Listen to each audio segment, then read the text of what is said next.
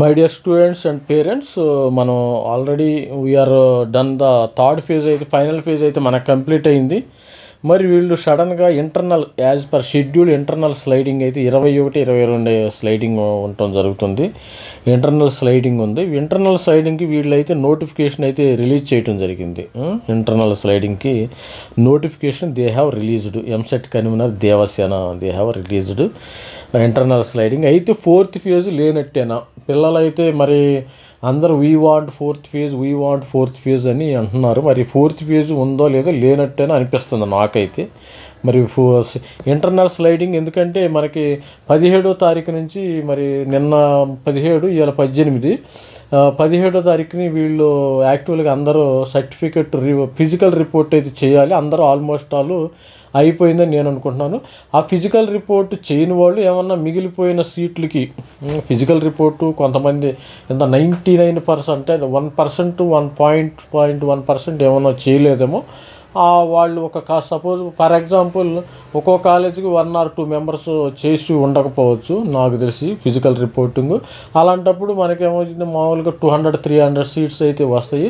అదేవిధంగా మిగతా అది 5000 సీట్స్ ఏమో ఆల్రెడీ ఉన్నట్టున్నాయి.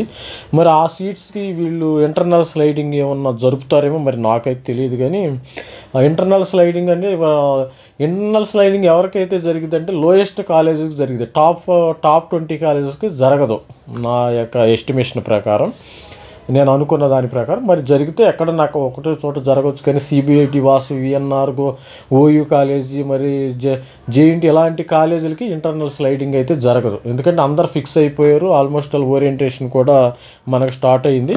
మరి అదేవిధంగా వీరు కన్వీనర్ వీళ్ళు ఇంటర్నల్ స్లైడింగ్ నోటిఫికేషన్ అయితే రిలీజ్ చేశారు. ఇంటర్నల్ స్లైడింగ్ నోటిఫికేషన్ రిలీజ్ చేయడం జరిగింది. మనకి 21 ఆల్రెడీ మనకి ఇంటర్నల్ స్లైడింగ్ నోటిఫికేషన్ ఈ కన్వీనర్ వాళ్ళు ఏం చేశారు, TGFSET 2024 admissions guidelines to candidate centralised internal sliding by convener. ఇంతకుముందు ఏంటంటే కాలేజ్ వాళ్ళు చేసేవాళ్ళు అంటే వాళ్ళకి ఫీజు రింబర్స్మెంట్ వచ్చేది కాదు.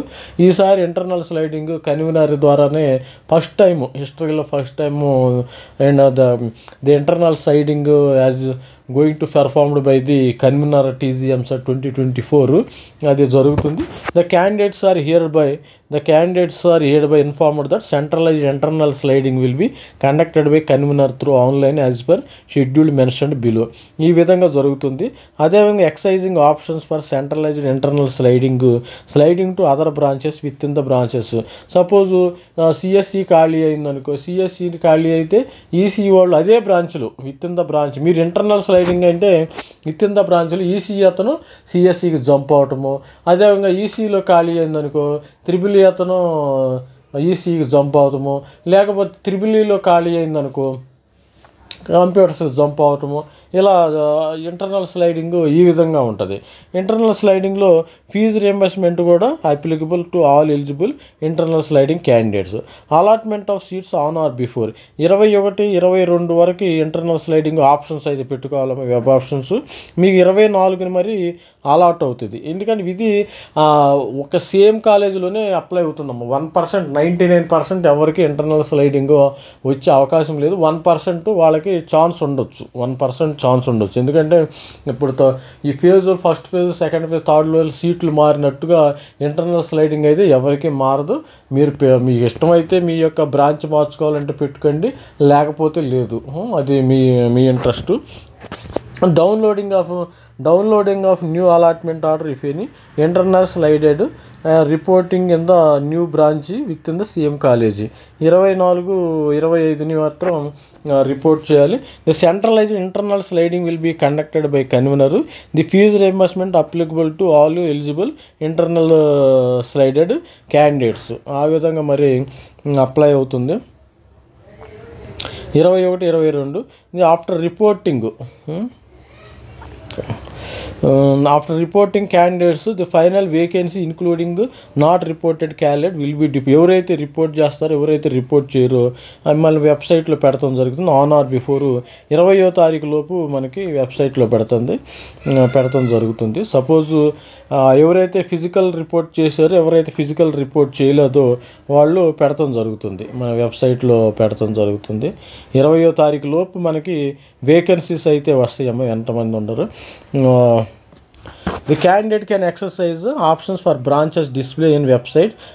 Consequently, vacancies arising due to the sliding of the candidates on other branches within the college. ఇది ఎవరైతే గుర్తుపెట్టుకోండి, ఎవరైతే ఈ ఇంటర్నల్ స్లైడింగ్ ఎవరైతే పార్టిసిపేట్ చేయొచ్చో, మరి పార్టిసిపేట్ చేయాలంటే మీరు కంపల్సరీగా ఫిజికల్ రిపోర్ట్ చేసి ఉండవాళ్ళే ఇంటర్నల్ స్లైడింగ్ చేయాలమ్మా. కొంతమంది కామెంట్స్లో అడుగుతున్నారు, అసలు ఫిజికల్ రిపోర్ట్ చేయకుండా నువ్వు ఇంటర్నల్ స్లైడింగ్ ఎట్లా చేస్తావు? ఇంటర్నల్ స్లైడింగ్ చేయాలంటే ఫలానా కాలేజీ, ఫలానా XYZ కాలేజీలో మీరు రిపోర్ట్ చేసి ఉండాలా. రిపోర్ట్ చేసి ఉంటే ఆ కాలేజీలో మీకు సివిల్ వచ్చిందనుకో, సపోజ్ రిపోర్ట్ చేశారు, సివిల్ నుంచి కంప్యూటర్స్కి అప్గ్రేడ్ అవుతారు కానీ అసలు రిపోర్టే చేయనప్పుడు మీరు ఆ కాలేజీలో ఏ కాలేజీకి సంబంధించిన వాళ్ళు కాదు. You are not belongs to any college, అది గుర్తుపెట్టుకుని. You are not belongs to any college. మీరు బయట ఉండని మీరు సీట్లని క్యాన్సిల్ అయిపోయినాయి.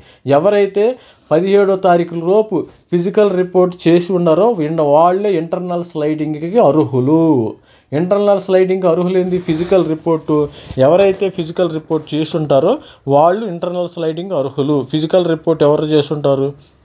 ఫిజికల్ రిపోర్టు ఎవరైతే చేసి ఉంటారో వాళ్ళు they are eligible for internal slidings. అది గుర్తుపెట్టుకోండి, పక్కా గట్టిగా చెప్తున్నాను నేను. ఇంటర్నల్ స్లైడింగ్ ఎవరికి కావాలి?